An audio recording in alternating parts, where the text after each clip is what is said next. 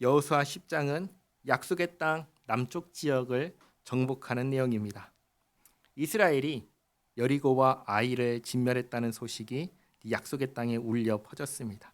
그리고 기브온 주민도 항복했다는 소식도 전해졌습니다. 이 소식을 듣고 이 땅의 원주민들이 어떻게 하기로 결정했냐면 기브온 주민들처럼 우리도 항복하자가 아니라 기브온 주민들을 공격하자가 되었습니다. 그 이유는 기브온 주민들이 우리들이 생각하는 것과 다르게 원주민들 내에서도 크고 강한 민족이었기 때문입니다. 지난주에 기브온 주민들이 이스라엘에게 항복했습니다. 하나님께 항복했습니다. 이렇게 항복할 때 우리가 이제 어떤 생각이 드냐면 기브온 민족은 작고 약하니까 항복했나 보다라고 생각하기가 쉽습니다. 그렇지 않나요? 항복을 누가 하나요? 싸워서 이기지 못하니까 우리가 질 것 같으니까 항복하잖아요. 그러니까 기브온 주민들도 작고 약해서 항복한 것이다 라고 은연중에 생각하기가 쉬운데 다른 원주민들이 연합해가지고 이스라엘과 대적하려고 하는 게 아니라 누구랑 대적하려고 한다고 하죠? 기브온을 치려고 한다고 합니다. 맞서 싸우기 위해서는 이 남쪽 지방의 그 나라들이 연합해서 싸워야 할 정도로 큰 나라다라는 것을 알 수가 있는 것이죠. 그리고 오늘 말씀 보시면 이렇게 얘기합니다. 1절에 그때 여호수아가 아이를 빼앗아 진멸하되 여리고와 그 왕에게 행한 것 같이 아이와 그 왕에게 행한 것과 또 기브온 주민이 이스라엘과 화친하여 그 중에 있다함을 예루살렘 왕 아도니세덱이 듣고 그 다음 2절이죠. 크게 두려워하였으니 이는 기브온은 왕도와 같은 큰 성임이요 아이보다 크고 그 사람들은 다 강함이라. 그렇죠? 2절 말씀 보시면 기브온은 큰 성이고 아이보다 크고 사람들이 다 강하다라고 합니다. 그런데 하나님과 이스라엘에게 항복한 것입니다. 그러면 이 기브온 민족이 항복한 이유를 우리가 정확하게 알 수가 있지요. 결코 자기들이 작고 약해서 항복한 것이 아니라 이스라엘의 하나님이 참 하나님이신 것을 인정하고 하나님께 항복한 것입니다. 이게 중요합니다. 만약에 그냥 이스라엘과 싸운다면 얼마든지 싸울 수 있었을 것입니다. 그러나 이스라엘과 싸운다는 것이 단지 이스라엘이라는 민족과 싸우는 게 아니라 하나님과 싸운다는 것을 분명하게 알았고 기생 라합이 하나님께서 하늘에서도 땅에서도 하나님이라고 했던 그 고백과 같은 것을 기브온 민족도 알았기 때문에 항복하면 우리가 비참하게 될 것을 알면서도 기꺼이 항복한 것입니다. 그런데 이 기브온 민족이 가진 하나님을 향한 그 두려움, 사실 우리에게 있어야 합니다. 이러한 마음을 뭐라고 하냐면 경외하는 마음이라고 합니다. 과거의 백성들이 왕을 대할 때 얼굴을 빳빳이 들고 왕을 보았을까요? 볼 수 있었을까요? 그럴 수 없었습니다. 두려움이 있었습니다. 하물며 천지를 창조하신 하나님입니다. 우리는 감히 마주할 수 없는 하나님을 향한 두려워하는 마음, 공경하는 마음이 있어야 됩니다. 그리고 정말 하나님께 맞추어 살아가려고 하는 그러한 애씀이 우리에게 있어야 하겠습니다. 기브온 민족은 결코 작고 약한 민족이 아니었습니다. 크고 강한 민족이었습니다. 이 민족을 치기 위해서는 서로 연합할 필요가 있었습니다. 그래서 3절 말씀 보시면 예루살렘 왕 아도니세덱이 헤브론 왕 호암과 야르문 왕 비람과 라기스 왕 야비야와 에글론 왕 드빌에게 보내어 이르되 내게로 올라와 나를 도우라.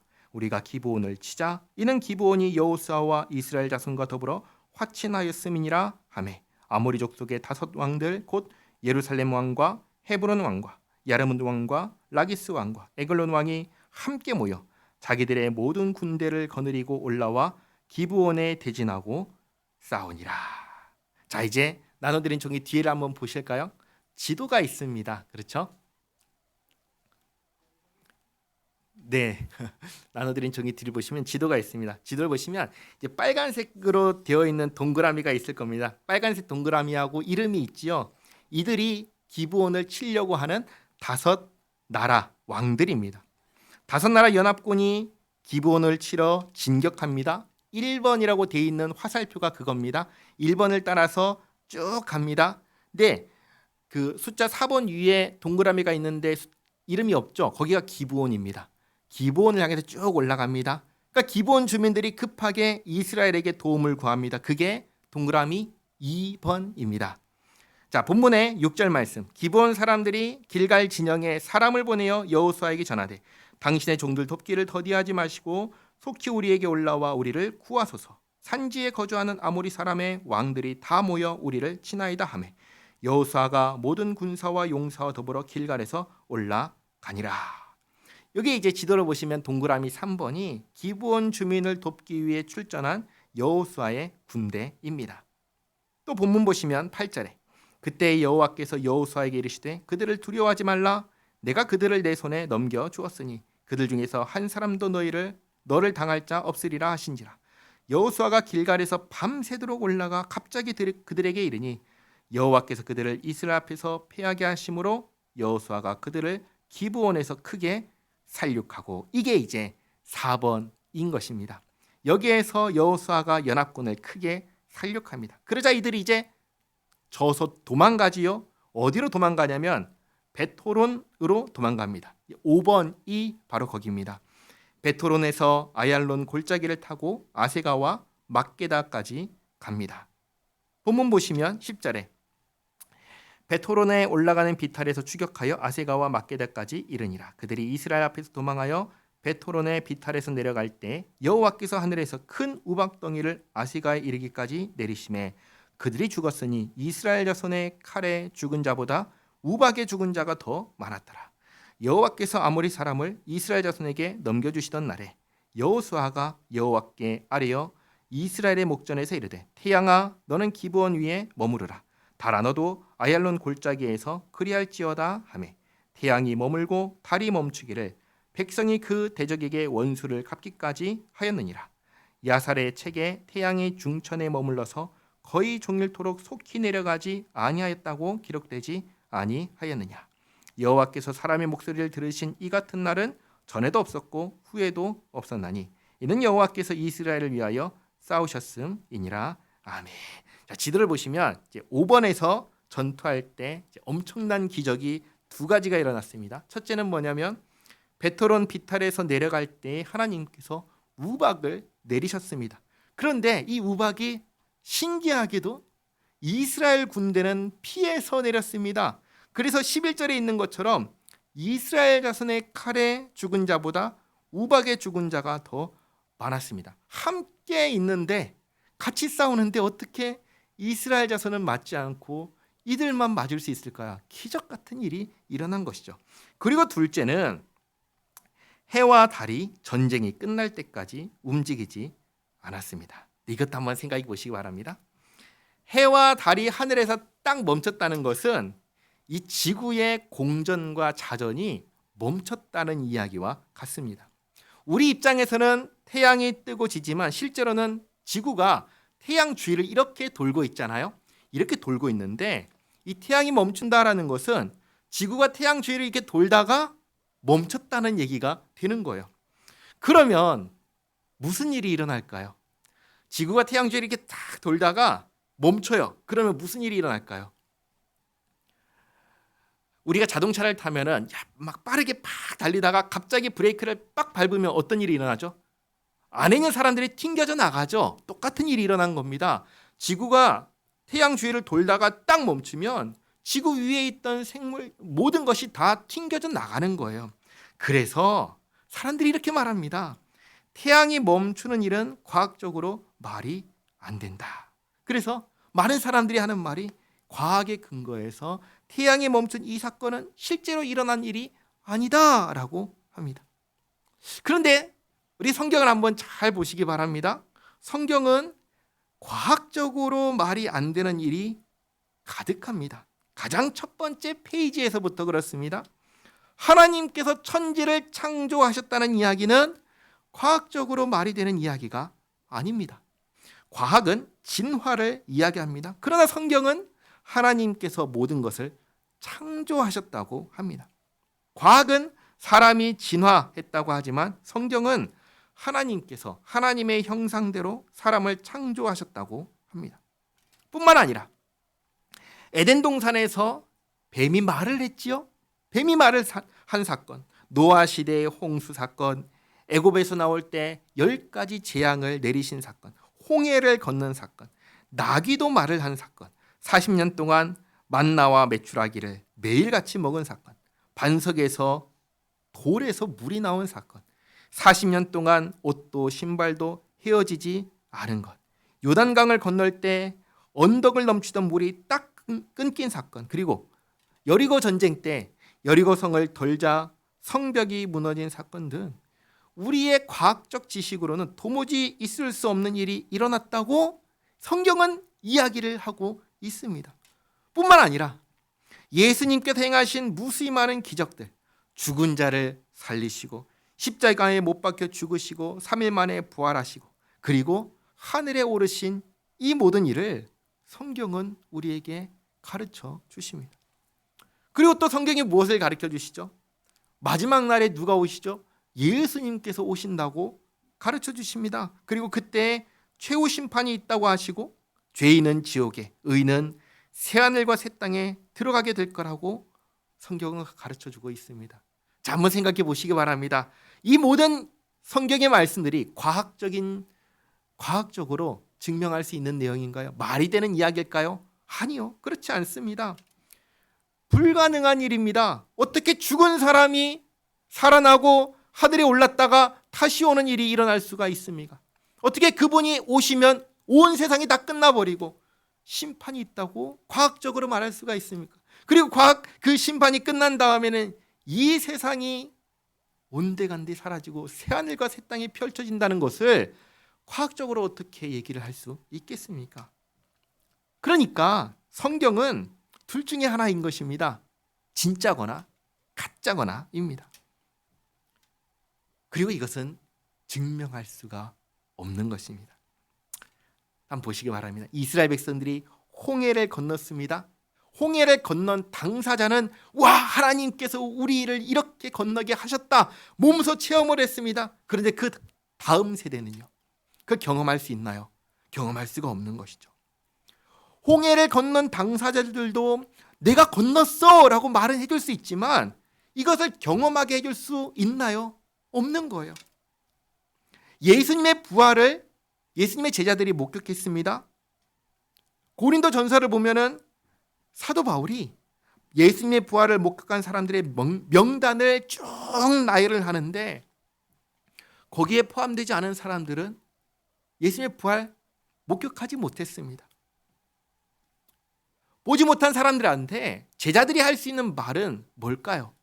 나는 봤어 이지 못 본 사람들에게 너도 볼 수 있어 라고 할 수가 없는 것입니다. 13절 말씀, 오늘 본문 말씀 보시면 여기에 보면은 야살의 책에 기록되어 있다라고 합니다. 그러니까 그 시대에 가지고 있던 책을 근거로 이건 사실이야 라고 말한 것입니다. 오늘날에 서점에 가면 야살의 책이라는 게 있어요. 그건 이 책이 아닙니다. 다른 책이에요. 무슨 말이냐면 그 당시에 야살의 책이 있어서 그것을 근거로 증거라고 하면서 알려줬지만 이것조차 지금은 없습니다. 그러니까 결국은 어떤 문제로 돌아가냐면 믿음의 문제로 돌아가는 것입니다. 우리는 어떤 사람들인가요? 과학적으로 증명할 수는 없지만 하나님께서 이렇게 하셨다고 믿는 사람들이 우리들입니다. 하나님께서는 우리의 수준을 초월하여 일하실 수 있는 하나님이시다라고 믿는 사람들이 바로 저와 여러분입니다. 그리고 이 성경이 하나님의 말씀이고 하나님께서 지금까지 역사를 이 말씀대로 이루어 오셨고 앞으로도 말씀대로 이루어 가실 거라고 믿는 사람들이 바로 저와 여러분입니다. 자, 그런 눈으로 다시 본문으로 돌아와서 12절에 여호수아가 하나님의 목전에서 태양과 달을 향하여 명령하자 하나님께서 여호수아의 말을 들어주셨습니다. 그리고 14절 이렇게 말씀하시죠. 하나님께서 이렇게 사람의 말을 들으신 적은 전에도 없고 후에도 없다. 그러니까 이 전쟁은 누가 승리하게 하신 전쟁이냐? 하나님께서 승리하게 해주신 전쟁이라는 것이죠. 계속해서 말씀드립니다. 이 약속의 땅을 차지하는 전쟁은 사람이 하는 전쟁이 아니라 하나님께서 하시는 전쟁입니다. 그러니까 사람의 입에서 무슨 고백이 나와야 되냐면 하나님께서 주셨다라는 고백이 절로 나와야 하는 전쟁이 이 전쟁인 것입니다. 약속의 땅 남쪽 지역을 차지하는 이 전쟁도 하나님께서 이기게 하셨고 이 땅을 선물로 주십니다. 그래서 15절에 여호수아가 온 이스라엘과 더불어 길갈 진영으로 돌아왔더라. 이렇게 약속의 땅 남쪽 전쟁이 끝났습니다. 그리고 16절부터는 앞에서 다루지 않았던 이야기를 합니다.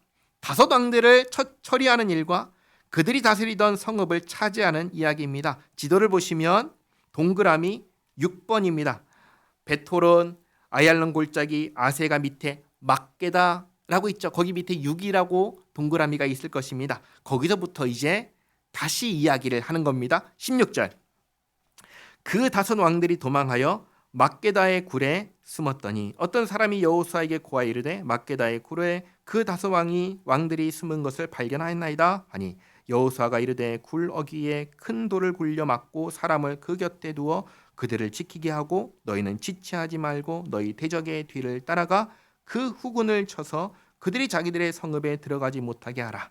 너희 하나님 여호와께서 그들을 너희 손에 넘겨 주셨느니라 하고 이렇게 막게다의 굴에 다섯 왕이 숨었다는 말을 듣고 큰 돌을 굴려 입구를 막으라고 하였습니다. 만약에 15절에 있는 말씀처럼 여호수아가 길갈로 돌아갔다면 이 명령 내릴 수 있나요? 내릴 수가 없지요. 또 19절에 있는 말씀처럼 지체하지 말고 뒤를 따라가라 라는 명령도 할 수가 없습니다. 다시 한번 지도를 보시면 막게다 굴이 어디 있죠? 중간에 있잖아요. 길갈은 어디 있죠? 오른쪽 끝에 있습니다. 그렇죠? 거리가 가깝나요? 뭔가요? 멉니다. 동서로 멉니다. 만약에 길갈로 돌아갔다면 다시 오는 사이에 이미 다 도망쳐 버릴 것입니다. 그러니까 이 16절 이하의 말씀은 여호수아가 길갈로 돌아가기 전에 남쪽 지역을 정복하는 앞에서는 생략된 이야기를 다시 하는 것입니다. 자, 그래서 본문으로 돌아와서 20절부터 보시면 여호수아와 이스라엘 자손이 그들을 크게 살육하여 거의 멸하였고 그 남은 몇 사람은 견고한 성들로 들어간 고로 모든 백성이 평안히 막게다 진영으로 돌아와 여호수아에게 이르렀더니 혀를 놀려 이스라엘 자손을 대적하는 자가 없었더라. 그때 여호수아가 이르되 굴 어귀를 열고 그 굴에서 그 다섯 왕들을 내게로 끌어내라 하매 그들이 그대로 하여 그 다섯 왕들 곧 예루살렘 왕과 헤브론 왕과 야르뭇 왕과 라기스 왕과 에글론 왕을 굴에서 그에게로 끌어내니 그 왕들을 여호수아에게로 끌어내매 여호수아가 이스라엘 모든 사람을 부르고 자기와 함께 갔던 지휘관들에게 이르되 가까이 와서 이 왕들의 목을 발로 밟으라 하매 그들이 가까이 가서 그들의 목을 밟음에 목을 발로 밟는다는 것은 완전한 승리를 의미하는 것입니다. 내 원수를 발등상에 두기까지라는 말씀과 똑같은 것이죠. 완전한 승리를 뜻합니다. 여호수아가 그들에게 이르되 두려워하지 말며 놀라지 말고 강하고 담대하라. 너희가 맞서서 싸우는 모든 대적에게 여호와께서 다 이와 같이 하시리라 하고 그 후에 여호수아가 그 왕들을 쳐 죽여 다섯 나무에 매달고 저녁까지 나무에 달린 채로 두었다가 해질 때에 여호수아가 명령하매 그들의 시체를 나무에서 내려 그들이 숨었던 굴 안에 던지고 굴 어귀를 큰 돌로 막았더니 오늘까지 그대로 있더라. 지난주에 아이 왕에게 했던 것처럼 다섯 왕들을 쳐 죽이고 나무에 매달았다가 해질 때에 내립니다. 시체를 막게다 굴에 던져놓고 입구를 큰 돌로 막았습니다. 28절.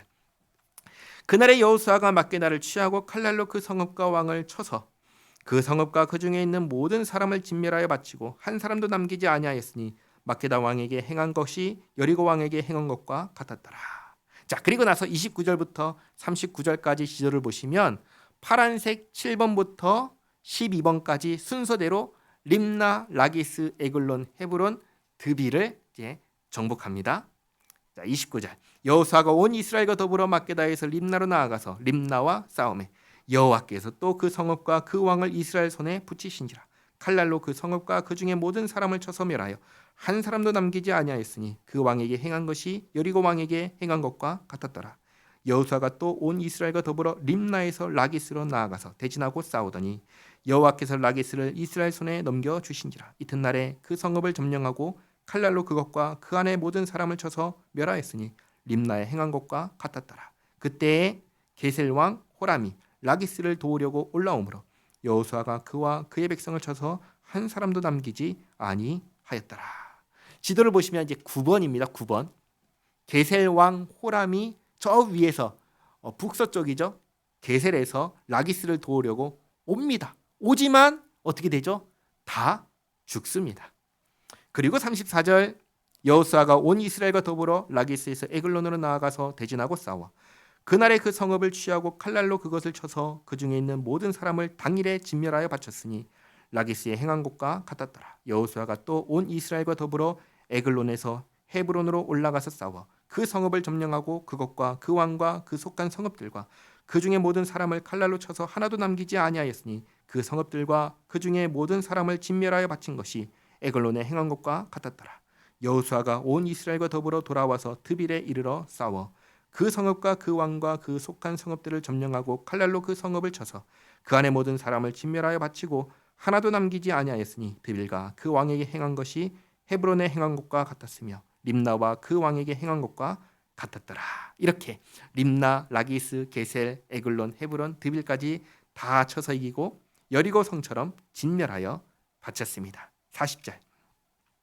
이와 같이 여호수아가 그 온 땅 곧 산지와 내겝과 평지와 경사지와 그 모든 왕을 쳐서 하나도 남기지 아니하고 호흡이 있는 모든 자는 다 진멸하여 바쳤으니 이스라엘의 하나님 여호와께서 명령하신 것과 같았더라. 여호수아가 또 가데스 바네아에서 가사까지와 온 고센 땅을 기브온에 이르기까지 침해. 이게 약속의 땅 남쪽 지역을 다 쳤다는 겁니다. 다 침해. 이스라엘의 하나님 여호와께서 이스라엘을 위하여 싸우셨으므로 여호수아가 이 모든 왕들과 그들의 땅을 단번에 빼앗으니라. 여호수아가 온 이스라엘과 더불어 길갈 진영으로 돌아왔더라. 아까 15절에서 돌아왔다고 한 말이 여기서 똑같이 이제 반복되는 것이죠. 이제 진짜로 남부 지역을 차지하는 전쟁이 끝났습니다. 42절 말씀처럼 하나님께서 싸우셨고 하나님께서 주셨습니다. 자, 그리고 11장도 보겠습니다. 이번에는 이제 북쪽 지역입니다. 북쪽 지방 전쟁은 간단합니다.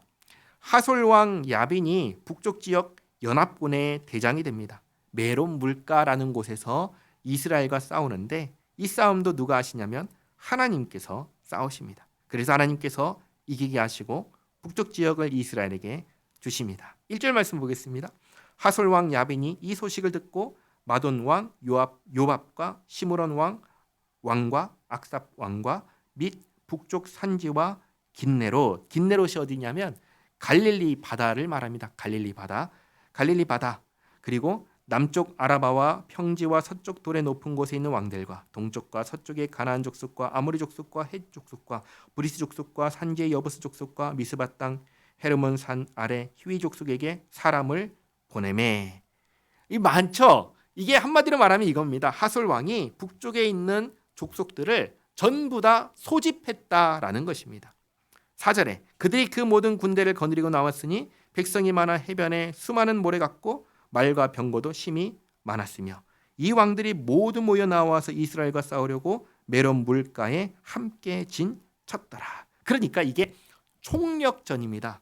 북쪽 지역 전체하고 이스라엘하고 싸우는 겁니다. 해변에 수많은 모래와 같은 숫자의 군대를 바라보면 질릴까요? 질리지 않을까요? 질리는 것이죠.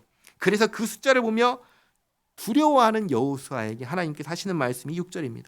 여호와께서 여호수아에게 이르시되 그들로 말미암아 두려워하지 말라.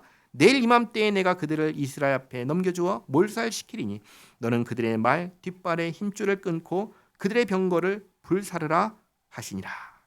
두려워하지 말라는 하나님 말씀을 듣고 또 하나님께서 주겠다 하시는 말씀을 믿고 여호수아가 출진합니다. 7절에 이에 여호수아가 모든 군사와 함께 메론 물가로 가서 갑자기 습격할 때 여호와께서 그들을 이스라엘의 손에 넘겨주셨기 때문에 그들을 격파하고 큰 시돈과 미스르본 마임까지 추격하고 동쪽으로는 미스바 골짜기까지 추격하여 한 사람도 남기지 아니하고 쳐 죽이고 여호수아가 여호와께서 자기에게 명령하신 대로 행하여 그들의 말 뒷발에 힘줄을 끊고 그들의 병거를 불로 살랐더라. 이 전쟁을 누가 하는 전쟁인지 아주 명확하게 보여주시죠. 사람이 하는 전쟁이 아닌 겁니다. 하나님께서 하시는 전쟁입니다. 아간의 범죄처럼 하나님 앞에 범죄하지만 않으면 무조건 이기는 질 수 없는 전쟁이 바로 약속의 땅을 차지하는 전쟁입니다. 10절 말씀 보시면 하솔은 본래 그 모든 나라의 머리였더니 그때 여호수아가 돌아와서 하솔을 취하고 그 왕을 칼날로 쳐 죽이고 그 가운데 모든 사람을 칼날로 쳐서 진멸하여 호흡이 있는 자는 하나도 남기지 아니하였고 또 하솔을 불로 살랐고 여호수아가 그 왕들의 모든 성읍과 그 모든 왕을 붙잡아 칼날로 쳐서 진멸하여 바쳤으니 여호와의 종 모세가 명령한 것과 같이 하였을 때 여호수아가 하솔만 불살랐고 산 위에 세운 성읍들은 이스라엘이 불사르지 아니하였으며 이 성읍들의 모든 재물과 가축은 이스라엘 자손들이 탈취하고 모든 사람은 칼날로 쳐서 멸하여 호흡이 있는 자는 하나도 남기지 아니하였으니. 아이 전투 때 하나님께서 재물과 가축은 탈취하라고 하셨습니다. 그것처럼 이 북쪽 전쟁에서 얻은 재물과 가축도 이스라엘 자손들에게 하나님께서 주셨습니다. 15절 여호와께서 그의 종 모세에게 명령하신 것을 모세는 여호수아에게 명령하였고 여호수아는 그대로 행하여 여호와께서 모세에게 명하신 모든 것을 하나도 행하지 아니한 것이 없었더라. 자, 이렇게 북쪽 지역까지 모든 전복 전쟁이 끝났습니다. 16절 여호수아가 이같이 그 온 땅 곧 산지와 온 내겝과 곧은 온 땅과 평지와 아라바와 이스라엘 산지와 평지를 점령하였으니 곧 세일로 올라가는 한락산에서부터 헤르몬 산 아래 레바논 골짜기의 발각까지라. 그들의 왕들을 모두 잡아 쳐 죽였으며 여호수아가 그 모든 왕들과 싸운 지가 오랫동안이라. 기브온 주민 히위 족속 외에는 이스라엘 자손과 화친한 성읍이 하나도 없고 이스라엘 자손이 싸워서 다 점령하였으니 그들의 마음이 완악하여 이스라엘을 대적하여 싸우러 온 것은 여호와께서 그리하게 하신 것이라. 그들을 진멸하여 바치게 하여 은혜를 입지 못하게 하시고 여호와께서 모세에게 명령하신 대로 그들을 멸하려 하심이었더라. 그러니까 기브온 민족 외에는 아무도 항복하지 않았는데 하나님께서 항복하지 않도록 하나님을 대적하는 그 마음 그대로 변하지 않게 하셨다는 겁니다. 출애굽기를 보면은 하나님께서 모세에게 아주 분명하게 이렇게 말씀하셨습니다. 출애굽기 33장 19절 말씀 종이를 보시면 있지요. 같이 한번 읽겠습니다. 여호와께서 이르시되 내가 내 모든 선한 것을 내 앞으로 지나가게 하고 여호와의 이름을 내 앞에 선포하리라. 나는 은혜 베풀 자에게 은혜를 베풀고 긍휼히 여길 자에게 긍휼을 베푸느니라. 아멘. 가나안 땅 원주민들은 진멸될 것으로 이미 심판되었기 때문에 하나님께서 은혜를 베풀지 않으시고 긍휼히 여기지 않으신 것입니다. 자, 다시 본문으로 돌아와서 21절에 그때 여호수아가 가서 산지와 헤브론과 드빌과 아납과 유다 온 산지와 이스라엘의 온 산지에서 아낙 사람들을 멸절하고 그가 또 그들의 성읍들을 진멸하여 바쳤으므로 이스라엘 자손의 땅에는 아낙 사람들이 하나도 남지 아니하였고 가사와 가드와 아스도세만 남았더라. 민수기를 보면은 아낙 사람들을 누구의 후손이라고 하냐면 네피림의 후손이라고 하며 거인이라고 합니다. 이들을 진멸했지만 가사와 가드와 아스도셋은 아직 있다고 합니다. 그리고 가드에서 나중에 유명한 장군이 나옵니다. 누굴까요? 골리앗입니다. 골리앗은 가드 출신의 거인입니다. 자, 다시 본문 돌아와서 23절에 이와 같이 여호수아가 여호와께서 모세에게 말씀하신 대로 그 온 땅을 점령하여 이스라엘 지파의 구분에 따라 기업으로 주매 그 땅에 전쟁이 그쳤더라. 아멘. 자, 오늘 이렇게 남쪽 지역과 북쪽 지역을 정복했습니다. 남쪽 지역도 북쪽 지역도 다 누가 주셨죠? 하나님께서 주셨습니다. 하나님께서 주시는 것을 이스라엘이 어떻게 받았습니까? 믿고 순종함으로 받았습니다. 우리가 이것을 기억해야 합니다. 민수기 13장을 보시면 12명의 정탐꾼이 40일 동안 약속의 땅을 정탐하고 돌아옵니다. 12명의 정탐꾼 중에 2명인 여호수아와 갈렙은 이 땅이 너무나 좋다고, 하나님께서 기뻐하시면 우리가 얼마든지 차지할 수 있다고, 지금 당장이라도 차지할 수 있다고 그렇게 보고했습니다. 그런데 나머지 10명은 뭐라고 보고하죠? 거기에 있는 아낙 자손과 그 성읍에 주목하여 그들은 너무나 크고 강하고 우리는 작고 약하니까 우리 포기하고 돌아갑시다. 그래서 그 결과 40년을 광야에서 방황해야 했습니다. 그런데 오늘 보시기 바랍니다. 그 두려워하던 아낙 자손을 이스라엘이 어떻게 했죠? 진멸했습니다. 이스라엘이 자기 힘과 능력으로 그들을 쳐서 이겼습니까? 그렇지 않지요. 어떻게 이겼죠? 하나님께서 이기게 하셨습니다. 당연히 우리의 힘과 능력으로 차지하려고 한다면 차지할 수가 없지요. 그러나 처음부터 뭐라고 하셨냐면 하나님께서 싸우겠다고 하신 전쟁이고 하나님께서 주겠다고 하신 땅이 약속의 땅입니다. 우리는 그저 하나님의 말씀을 믿고 순종하며 따라가기만 하면 되었던 것입니다. 우리는 바로 이것을 기억해야 합니다.